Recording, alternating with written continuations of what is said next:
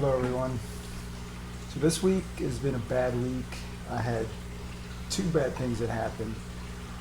Number one, my 75-gallon tank broke as I was de-rimming it.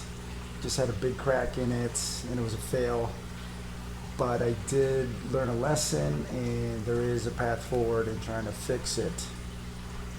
The second bad thing that happened this week was one of my male discus. He was in a breeding pair in one of my racks. He jumped out of the tank and he passed away. And while doing that, he left some fry behind.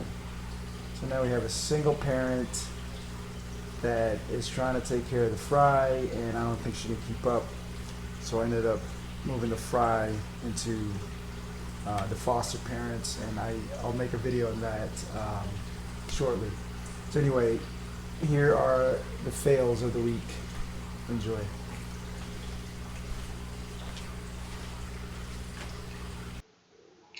So here's my 75-gallon tank. This is a used tank that I got a few weeks ago in a local fish show called the Big Fish Deal out in Gaithersburg, Maryland. So I wanted to make a video about removing the rim from this tank, so de-rimming. See, here I have the tools and I got the lights, and I'm doing well removing the silicone from all the edges. And please ignore my butt here. And I'm trying to work quickly because this was getting late in the day.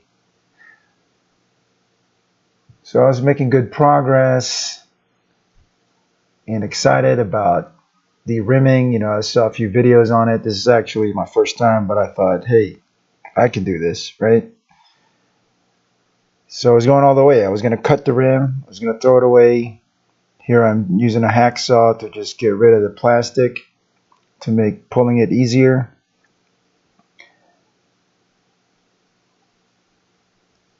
So most of the silicone is off, and I'm starting to pull.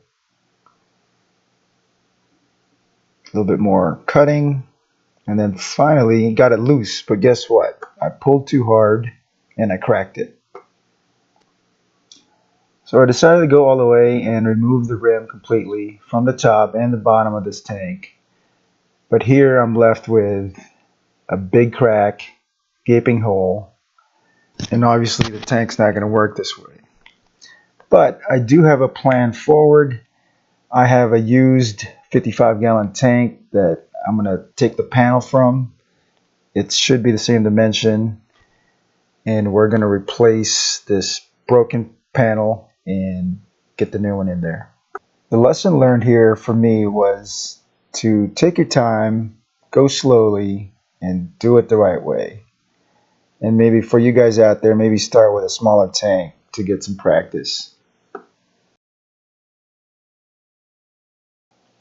So now I'm going to tell you about the second fail of the week.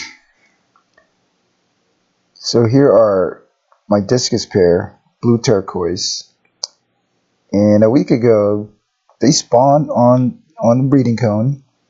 I was really excited. Here you see the female up front, the male behind her. And they're doing well. We're putting eggs on that cone. He's fertilizing it. And I've had this pair for a while. I think I mentioned from my other videos that I've had these guys for about 2 years. They started off as juveniles and I raised them to adulthood, and then they paired up. And recently I did put them separately in this 29-gallon tank. These guys actually spawned before in the 240-gallon tank. I think I had one of my earlier videos show this pair taking care of free swimmers, but that didn't work out because the rest of the community ate them all. So here you see this is 3 days later after laying eggs, and we have several wigglers. We also have several white eggs that were unfertilized and some that have fungus on it, but for the most part we have a nice batch of wigglers. And again, wigglers come about after about 3 days or maybe 2 days, depending on the temperature. The warmer it is, the quicker they become wigglers. So also I put the fencing around the cone, and this is to ensure that the parents don't accidentally eat their wigglers, because typically they would clean off the white fungus and the unfertilized eggs, and sometimes they eat the fry accidentally, or sometimes willingly too. So these were exciting times, but here comes the bad news. So I come home from work, I look in the tank, I don't see the other discus, and I look down, and there he is. He's fallen out or jumped out of the tank.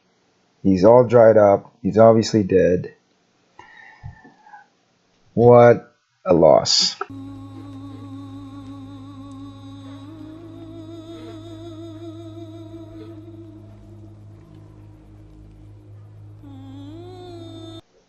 So with the male gone, I didn't think the female can handle raising the fry on her own. So I decided to move the fry to a foster home. So this is the pair that is also in their breeding cycle. They've laid some eggs on the cones, but you can tell from here they're all white. So they were infertile. And so here I've used a turkey baster and I've squirted the fry in there, and they're thinking it's their own. And they're picking them up and they're tossing them in or spitting it back out into the breeding cone. And so because they're in a similar cycle, they think the fry are theirs, and they're going to try to protect them instinctively. So I moved about 25 of the wigglers from one tank to this tank, and it looks like these parents are treating them well. I actually learned about this through the Discus forum. I think simplydiscus.com. It's when some of the experts talked about using foster parents, typically for albino discus, where fry have trouble attaching. So here I'm trying it out, and it looks like so far it's working out. Here you see the wigglers, and here is the stepfather. He's also a blue turquoise. And here is the stepmother. She is a red pigeon blood. So hopefully these guys will be successful in raising their adopted fry. And as far as my discus that died, may he rest in peace, and hopefully his progeny lives on.